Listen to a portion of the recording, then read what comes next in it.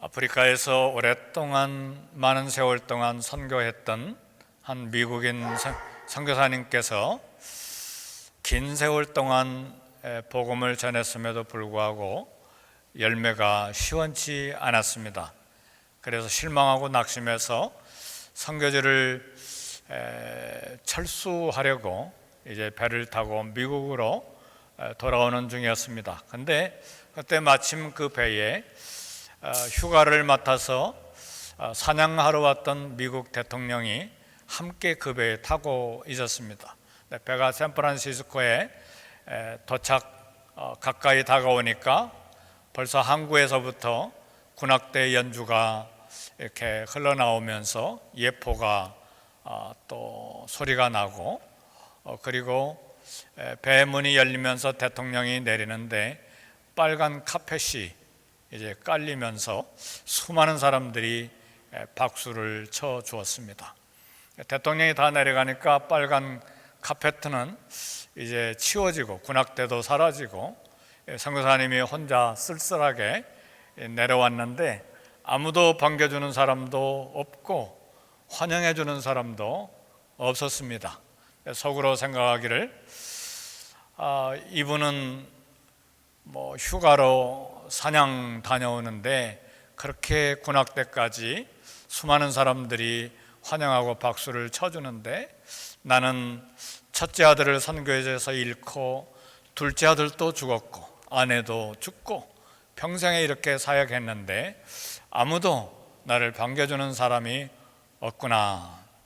마음이 너무 고독하고 또 슬퍼서 샌프란시스코 거리를 정신없이 걸어가는데 갑자기 마음속에 음성이 들려왔습니다.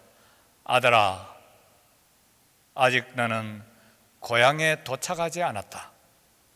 네가 고향에 도착하는 때는 군악대가 아니라 내가 천군 천사를 동원해서 나팔을 불게 하겠다. 그리고 빨간 카펫이 아니라 네가 오는 길을 황금길로 만들어서 너를 환영해 주겠다. 죽도록 충성해라. 그 음성이 마음속에 들려왔습니다. 그래서 선교사님이 곧 다음 배를 타고 아프리카로 돌아가서 평생 죽기까지 사역했다. 그런 이야기가 있습니다. 오늘 고린도후서 4장 1절에 보니까 우리가 이 직분을 받아 국률하심을 입은 대로 낙심하지 아니하고, 우리가 직분을 받고 사역을 하다 보면 여러 가지 어려운 일들을 현실적으로 만나기 때문에 낙심하기가 쉽습니다. 일 자체가 어렵기도 하고 또 사람이 모여서 일하기 때문에 사람과 사이에 부딪힘이 있어서 이렇게 상처를 받기도 하고 여러 가지 일들 때문에 낙심해야만 되는 그런 환경, 그런 상황이 우리에게 때때로 주어집니다. 오늘 사도 바울은 낙심하지 아니한다, 그런 고백을 했습니다. 고린도 교회는 바울이 1년 6개월 동안 개척했는데 고린도 교회에서 사례금을 받은 것이 아니고 천막을 만들면서 열심으로 아굴라 프리스길라 함께 그 사람들도 천막을 만드는 사람이었기 때문에 마침 고린도로 피신해 와 있는 그런 상황 속에서 함께 텐트 메이커로 생활비를 벌면서 교회를 개척한 그런 교회가 고린도 교회입니다. 그런데 교회가 커지면서 고린도 교회는 거짓 선생, 거짓 교사들로부터 많은 비방을 받았습니다. 온갖 비방의 말 모략으로 바울은 사도권이 없는 자라, 그런 말로 그를 괴롭혔습니다. 이런 말에 고린도 교인들도 개척한 목사님, 개척한 선교사님인데도 불구하고 미혹을 받아서 바울의 사도권을 의심하고 파도, 네파로 바울파, 아볼로파, 그리토파, 게바파, 게바는 베드로죠. 이렇게 나뉘어서 힘든 가운데 있습니다. 이런 상황이 되면 대개 사역자들도 낙심하고 절망하기 마련입니다. 용기를 얻기가 어렵죠. 격려해도 힘드는데 자꾸 비방의 말, 모함의 말을 들으면 낙심되기 마련이죠. 그러나 바울은 우리가 이 직분을 받아 긍휼하심을 입은 대로 낙심하지 아니한다, 이렇게 고백했습니다. 우리도 봉사할 때에 이런 상처, 오해, 그런 비난이 있을 때가 있는데, 특별히 남보다 더 열심히 봉사하는 성도들이 그런 일을 당하게 됩니다. 조용히 왔다 조용히 집에 가는 성도님들은 누가 아무 말 안 하죠. 근데 앞에서 열심으로 땀 흘려서 힘을 다해서 일하면 그런 소리를 듣게 돼 있어요. 근데 그런 소리를 들을 때에 우리는 생각해야 됩니다. 오늘 본문의 말씀도 생각하고, 이 나뭇잎이 많고 그늘이 크니까 바람을 많이 맞는 모양이다, 그런 생각을 해야 돼요. 그렇지 않고 낙심해 버리면 주께서 주신 이 직분 끝까지 감당하기가 어려운 것입니다. 그래서 우리는 때때로 이런 마음의 상처를 입을 때에 주저앉거나 낙심해서는 안 됩니다. 왜요? 바울은 긍휼하심을 입은 대로 낙심하지 아니하고 그랬습니다.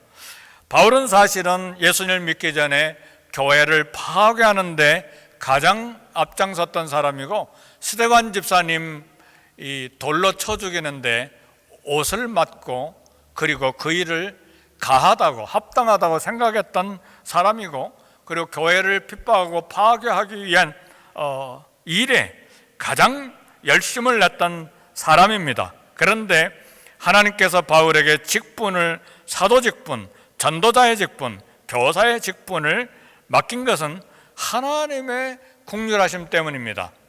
바울이 자격이 있어가 아니고 하나님이 불쌍히 여기셨기 때문에 그에게 직분을 주신 것입니다. 그래서 바울은 이런 직분을 맡기신 것은 하나님의 크신 긍휼 때문이다, 이렇게 고백을 했어요.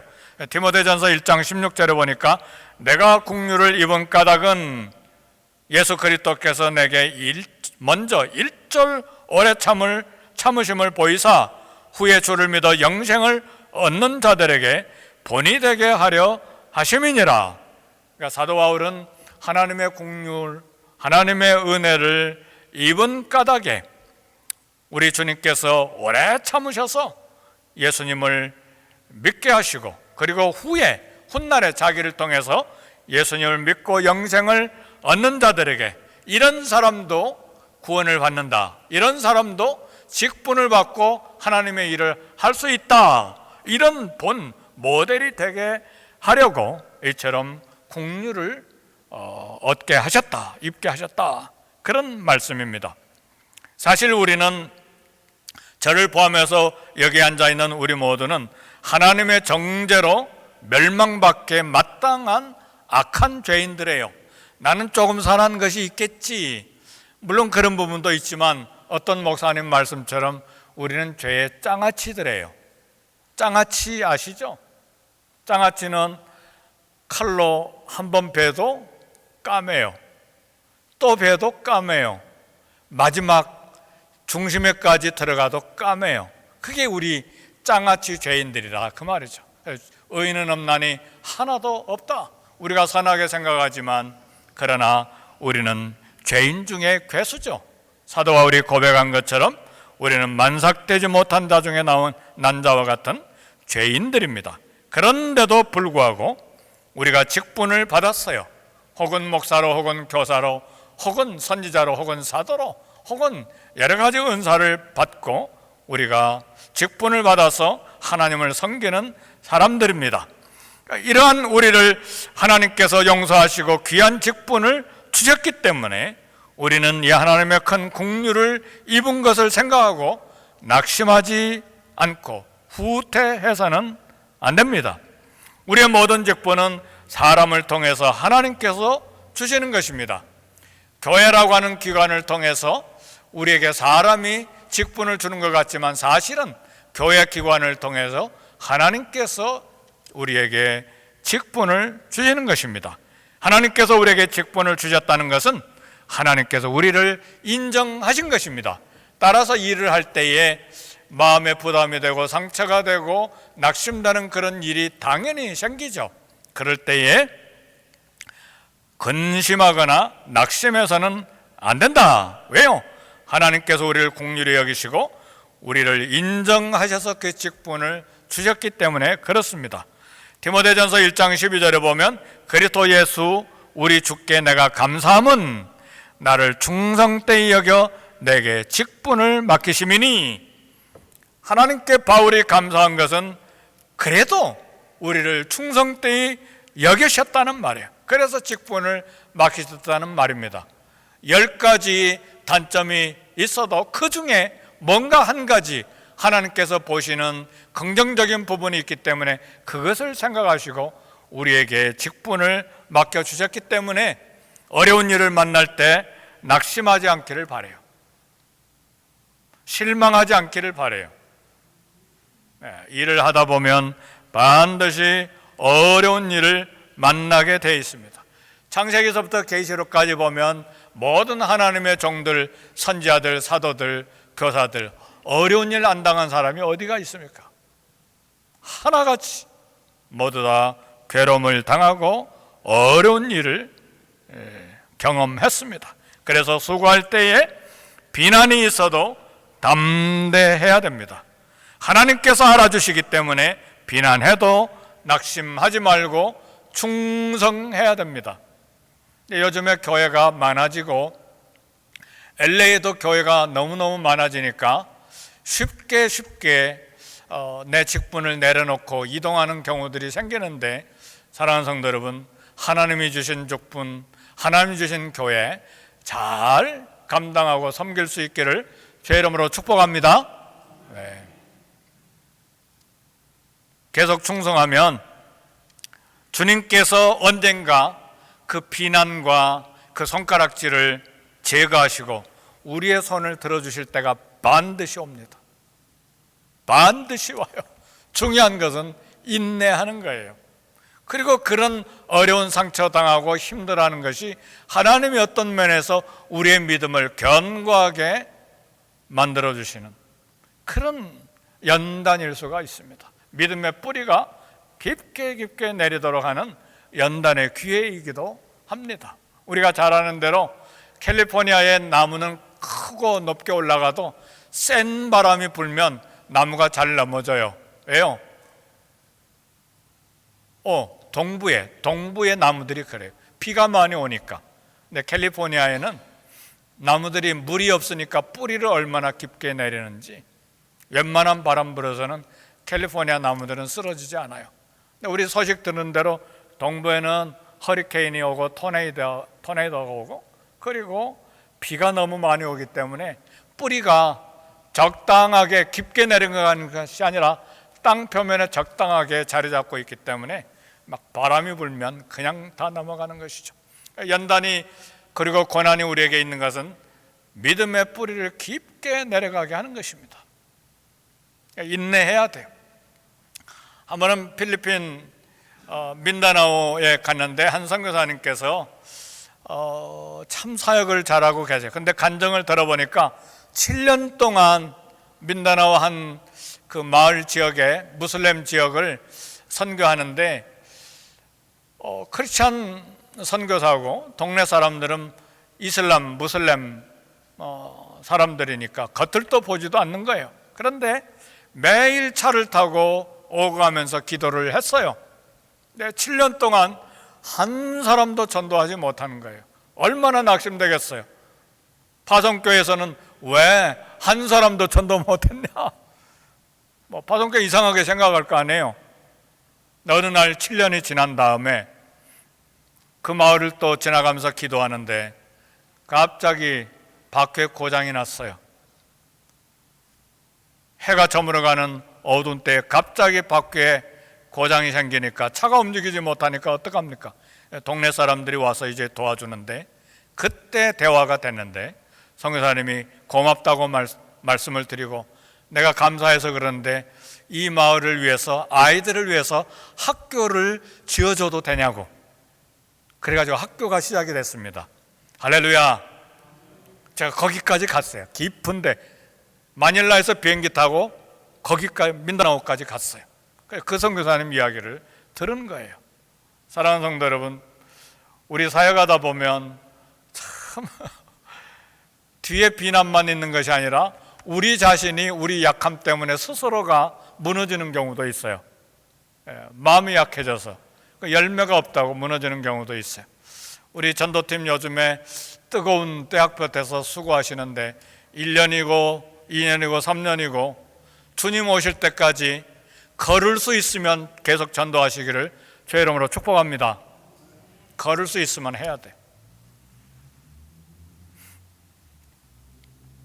우리 새벽기도 마치고도 월요일부터 금요일까지 계속 나가서 전도하시는 분도 계시는데 아마 천국에 가면 담임 목사보다 더 많은 상을 받으실 것 같아요. 제가 부러워요.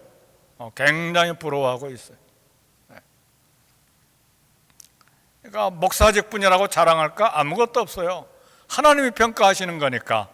우리 어떤 직분을 맡았든지 간에 나는 우리 교회에서 무슨 직분을 맡았으니까 내 권위를 보라. 그렇게 아무것도 없어요. 하나님 앞에 보든 안 보든 주보의 광고가 되든 안 되든 누가 위로하든 안 하든 하나님 앞에서 성실하게 일하면 각인이 일한 대로 갚아주리라. 그게 요한복음 마지막 장에 있는 부활하신 우리 주님이 하신 말씀이에요. 내가 올 때에 빈손으로 하지 않고 내 손에 줄상이 있는데 각인이 일한 대로 갚아주리라. 내가 진실로 속해오리니. 아멘 할렐루야. 그러니까 낙심하지 말고 우리가 전도한 사람 우리 교회에 오기도 하지만 그 전도지 받아들고 어느 교회에 갈지 또 모르잖아요. 하나님은 그 손길을 통해서 일하시니까요. 그래서 LA 교회도 부흥되고 우리 교회도 부흥되는 것이죠. 그래서 계속 충성하면 주께서 우리의 손을 들어주실 때가 오는 거예요. 그러니까 필리핀 민다나오 선교사님도 7년 일하다가 마침내 학교가 세워졌어요. 마을에. 자기 자녀들을 위해서 학교를 세워줬으니 무슬림이 무슨 소용입니까? 자기 아들, 자기 딸들 다 교육시켜준다는데. 그렇잖아요? 사우디아라비아의 제일 마지막에 두 나라가 붙어 있는데 오만과 예멘이에요. 오만과 예멘이라고 하는 두 나라가 붙어 있는데 예멘에 우리 친구 선교사님이 치과 의사인데 갔어요. 한 번은 만나는데 3년 동안 예수 믿으세요라는 말을 한 번도 못했대요. 무슬림 지역이니까 예수 믿으라고 하면 죽이거나 추방하거나 감옥에 들어가거나 자식들까지 위험하니까. 그래서 계속 이빨만 뽑고 이 치아만 치료하고 그렇게 3년 동안 한 거예요. 대단한 분이죠. 그 이야기를 하더라고요. 그래서 제가 위대한 선교사님이라고 그랬어요. 저는 브라질에 가서 예수 믿으라는 말 못했으면 3년 동안 한마디도 못했으면 나는 철수했을 거예요. 그처럼 답답한 일이 어디가 있어요. 동네 구석구석 아주 위험한 동네까지 우리 부부가 구석구석까지 예수 믿으세요. 교회 나오세요. 그랬으니까 제가 살았죠. 예멘처럼 한마디도 못하고 이빨이 좀 그렇군요. 이거 뺍시다. 이건 떼웁시다. 그것만 3년 했으니 그렇게도 선교하는 분이 계세요. 아마 지금은 잘하실 거예요. 난 요즘은 소식 못 들었는데. 그래서 사랑하는 성도 여러분, 하나님께서 반드시 손들어 주실 때가 오기 때문에 우리가 어떤 직분을 받았든지 간에 끝까지 인내할 수 있기를 바라요. 영혼을 건지는 건 성령님께서 감동시켜서 하시는 일이지 우리 말의 기술에 테크닉에 있는 것이 아니잖아요. 그래서 베드로도 그런 이야기를 하잖아요. 우리에게 있는 비밀의 소망에 대해서 누가 물어보기 때문에 항상 준비하라고. 예수 믿으세요. 와 보세요. 예수님이 구원입니다. 간단한 말들을 준비하시면 되죠.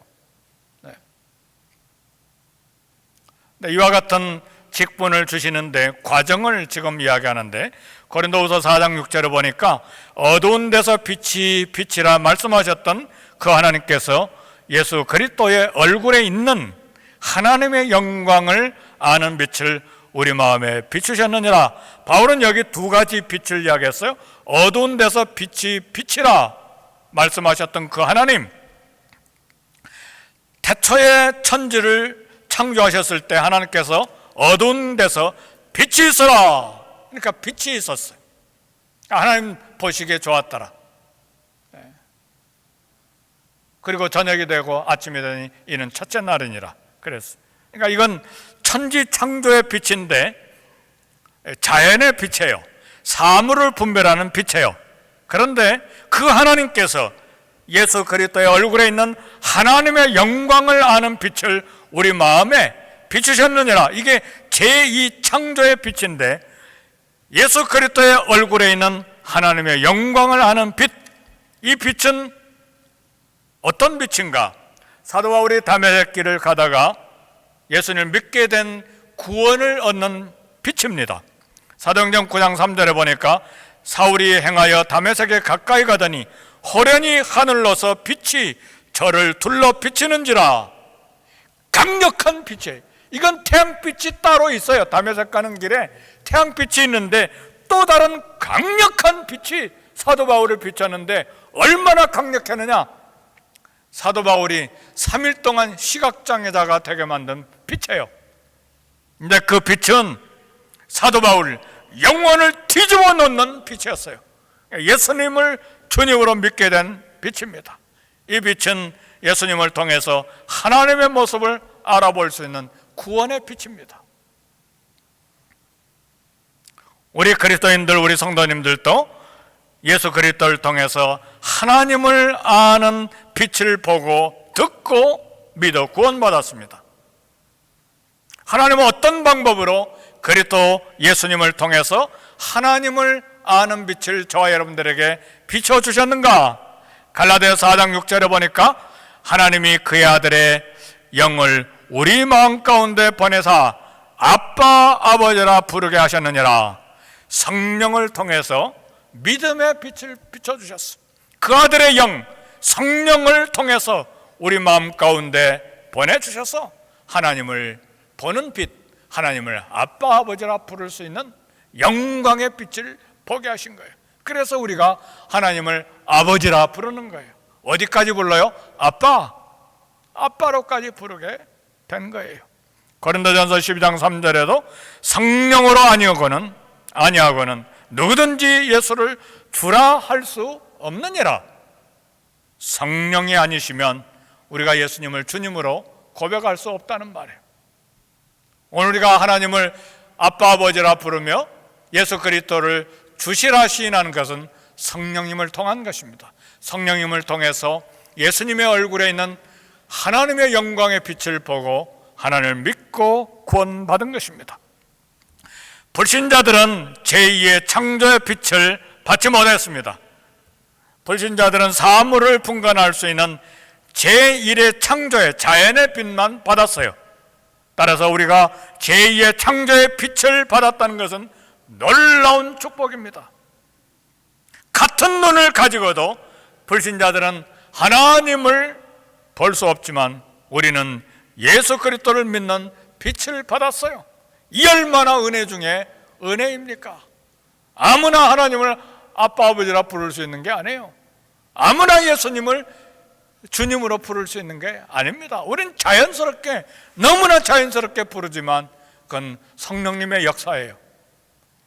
에베소 1장부터 3절, 4절, 2장 8절, 9절에 쭉 보면 창세전에 하나님께서 저와 여러분을 그리스도 안에서 택하셨기 때문에 하나님을 아버지라 부르고 예수 그리스도를 주시라 신하게 된 것입니다. 그러므로 우리는 그리스도의 얼굴에 있는 하나님의 영광을 아는 빛을 받은 자들로서 십자가 복음을 통해 하나님의 영광을 비춰야 되고 어떤 직분을 맡았든지 간에 붙잡고 그 직분에 충성해야 합니다. 신실하게. 받은 직분에 신실하십니까? 다 그런 것 같지 않아요. 맡겨놨는데 신실하지가 않아. 사람 앞에 신실하지 않는 것이 아니라 하나님 앞에 신실하지 않는 거예요. 우리는 사람 앞에 행하는 것 같지만 하나님 앞에서 받은 직분이기 때문에 하나님 앞에서 행하는 거예요. 그래서 누가 보든 안 보든 알아주든 안 알아주든 우리에게 주신 양심과 우리에게 주신 직분 성실하게 하는 거예요. 몰래 여자 화장실 청소하는 분도 있어요. 매일매일. 아셨어요? 아무도 알아주지 않아요. 누구도 몰라요. 그러나 하고 계세요. 하나님만 아세요.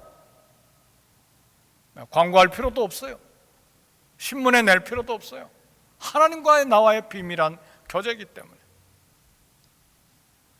사랑하는 성도 여러분, 그래서 우리는 하나님의 영광을 아는 빛을 받은 자들로서 이 십자가 복음을 통해서 우리의 헌신과 봉사를 통해서 하나님의 영광을 드러내는 일에 신실하게 쓰임을 받아야 합니다.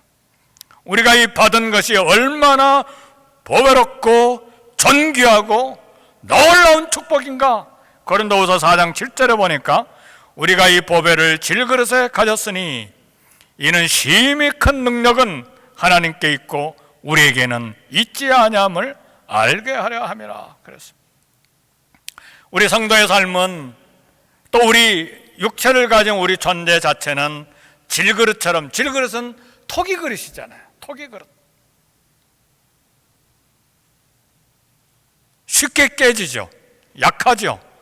천한 존재. 그런데 이 약하고 천한 존재인 질그릇인 우리가 보배를 가졌다 그랬어. 흙으로 만들었기 때문에 볼품이 없죠. 거기에 아무리 무슨 그림을 그려도 깨지기 쉬운 약점이 있어요. 사도 바울은 사도의 직분 그 영광을 말하던 바울은 이제 자신이 연약한 것을 고백합니다. 육체의 연약함, 볼품없는 인격, 성품에 대해서 이야기를 해요. 우리의 인격 고상한 것처럼 보이지만 얼마나 인격에 구멍이 송송송송 나 있는지 몰라요. 지금 저를 먼저 두고 하는 말이 인격에 구멍이 송송송송송 다 나 있어요. 어느 것 하나 하나님 앞에 온전하지 못해요. 바울은 바로 그것을 이야기하는 거예요. 나는 질그릇 같다. 만삭되지 못한 자 중에 난 자와 같다. 죄인 중에 괴수다. 사도 중에 지극히 작은 자다. 나는 교회를 핍박하는 사람이었다. 이 질그릇이라 그 말이에요. 그런데도 우리가 이 보배를 질그릇에 가졌다 그렇게 말하고 있어. 도대체 이 가치 없는 이 질그릇에 담고 있는 보배는 무엇인가? 첫 번째, 하나님께 받은 직분입니다. 과거의 교회를 핍박하던 바울이 받은 복음을 전하는 사도 직분, 놀랍고 영광스러운 보배입니다.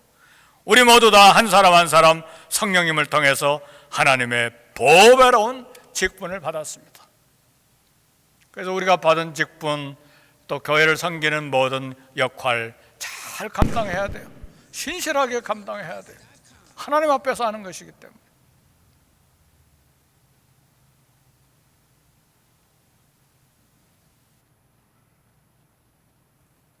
보배는 복음입니다. 복음은 믿는 자를 구원하게 하는 수단입니다. 질그릇은 우리가 이 보배인 복음을 갖고 전하게 하시니 감사해야죠. 이 보배는 예수 그리스도이십니다. 이 보배라고 하는 이 단어 속에 이처럼 직분, 복음, 예수 그리스도. 또 베드로는 믿음을 보배라고 그랬어요. 보배로운 믿음을 받은 자들에게 편지하노니 그랬어요.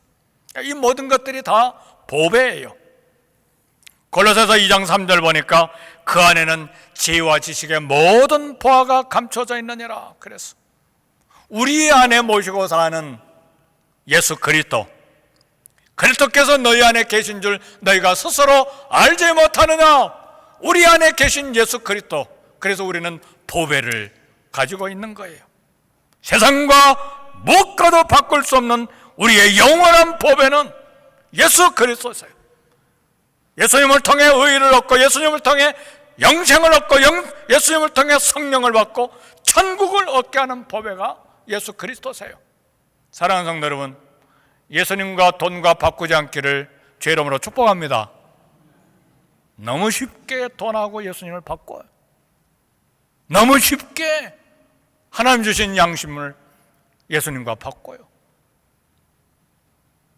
예수님 보배예요. 하나님 말씀조차도 천천금은보다 승하다고 했어요.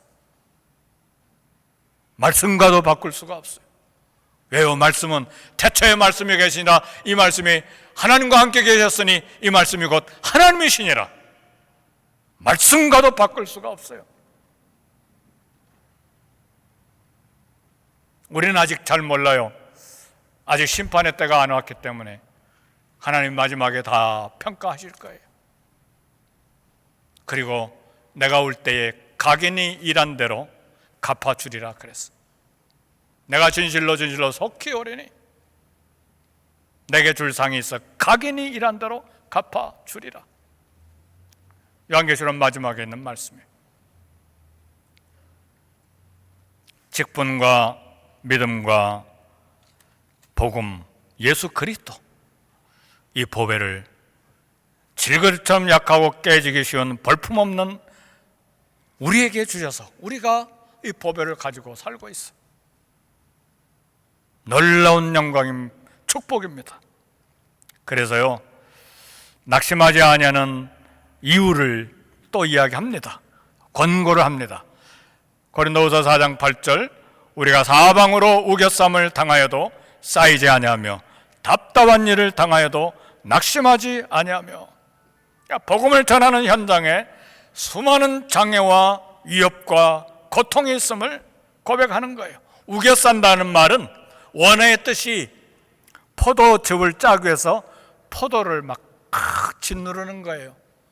포도가 그대로 있으면 포도주가 안 되잖아요. 그러니까 막 그걸 어떤 방법으로든 막 발로 밟든 기계로 밟든 막 짓누르는 것이 우겨쌈인데, 환난과 고통 사방에서 우리 성도들을 압박하는 상태가 우겨쌈을 당하는 상태인데, 바울은 우리 모든 성도가 그런 상황을 당한다 할지라도 하나님을 의지함으로 결코 질식당하지 않는다, 그런 말이에요. 답답한 일을 당해도 낙심하지 아니한다, 그런 말입니다. 우리 눈에 보이는 것은 하늘이 보이는 것이 아니고 사람이 보이기 때문에 참 우리 생각을 참 잘 이렇게 정리해야 되는데, 열왕기하 6장 14절에서 19절 보면 아람 군대가 엘리사 선지자를 잡으려고 많은 군인들을 데리고 와서 성을 포위를 했습니다. 아침에 그걸 발견한 엘리사 선지자의 사환이 얼마나 두려워서 떠는지 몰라요. 엘리사는 그 군대만 보는 것이 아니라 하나님을 보는 눈이 있었어요. 하늘을 보는 눈이 있었어요. 열왕기하 6장 16절에 이렇게 이야기합니다. 두려워하지 말라. 우리와 함께한 자가 저와 함께한 자보다 많으니라. 그리고 기도했더니 사환의 눈이 열렸는데 그 사환의 눈을 여심해 불말과 불병거가 산에 가득하여 엘리사를 둘렀더라. 오늘 저와 여러분에게 이 세상을 보는 눈만 있는 것이 아니라 하늘을 보는 눈이 있기를 원합니다. 반드시 하늘을 봐야 돼요.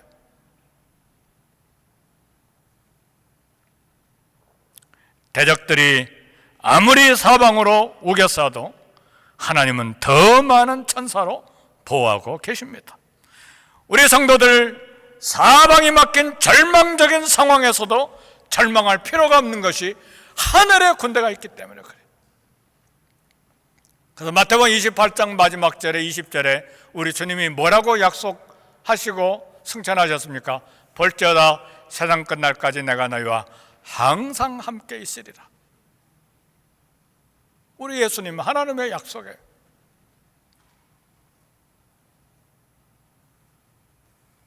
사방으로 우겨싸움을 당해도 절망할 필요가 없는 것이 우리는 위를 바라볼 수 있기 때문입니다. 사방으로 우겨싸움을 당할 때가 우리는 두 손 들 때이기 때문에 그때가 하나님께서 기적을 나타내실 때입니다.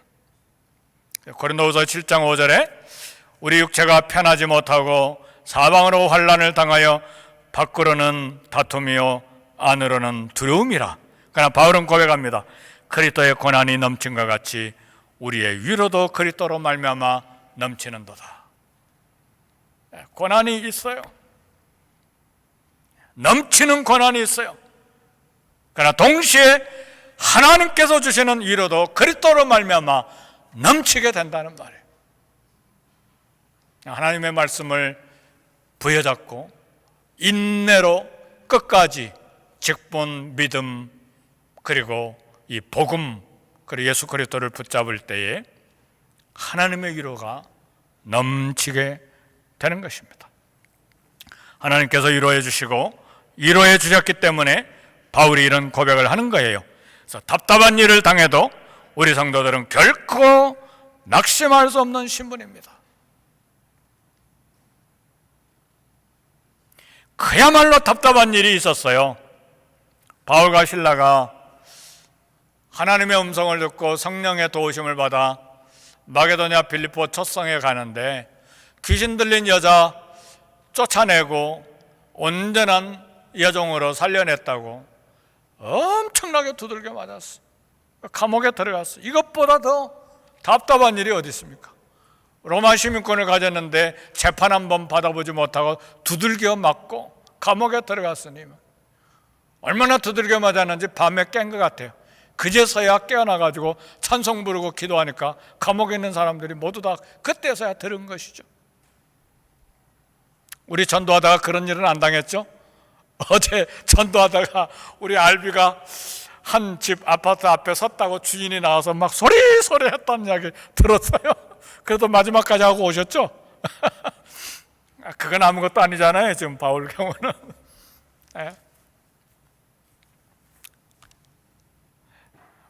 별의별 일 많이 경험할 거예요. 그럴 때일수록 더 강해집니다. 하나님 주신 은혜로. 근데 찬송 소리가, 기도 소리가 온 감옥에 울려 퍼질 때 감옥 문이 열리고, 그 말은 지진이 났다 그 말이에요. 지진이 나고 그 결과로 감옥 간수 가족이 구원받는 역사가 일어났어. 직분받아 봉사할 때 우리 삶 자체가 지진이 나서 흔들리는 것처럼 낙심될 때가 있어요. 우리 모두에게 있어요. 잘 감당할 수 있기를 바라요.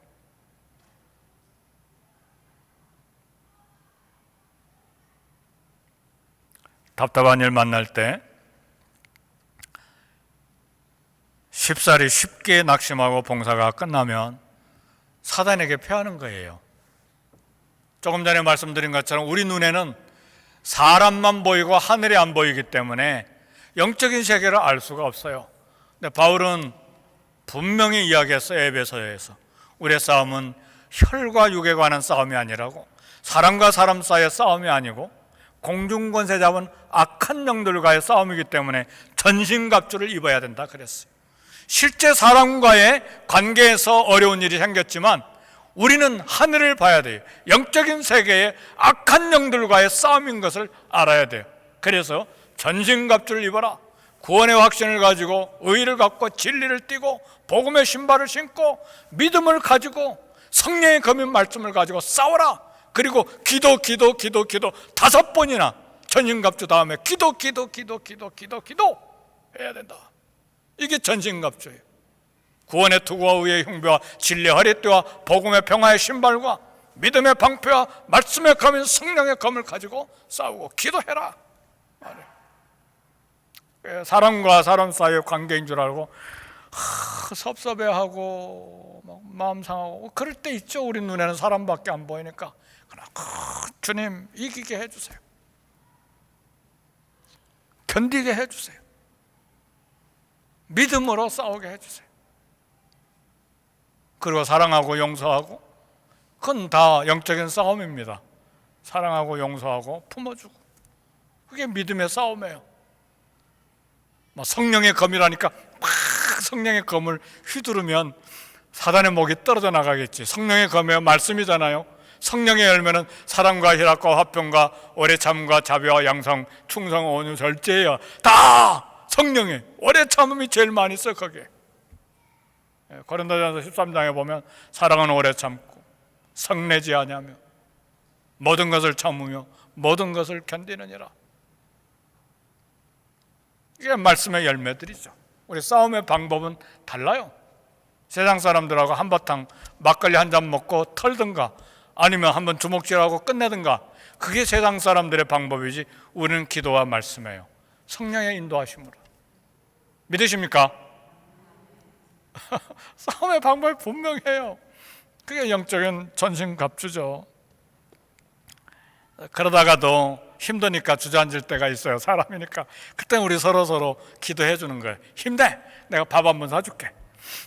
커피 한 잔 해. 어디로 갈까? 아이합으로 갈까? 네. 어디든 서로 격려해서 용기 내게 하는 거예요. 네. 깨지기 쉬운 질그릇인 우리 안에 보배이신 예수님을 모시고 있어요. 크신 능력, 우리에게 있는 것 아닙니다. 능력은 오늘 분명히 말씀했어요.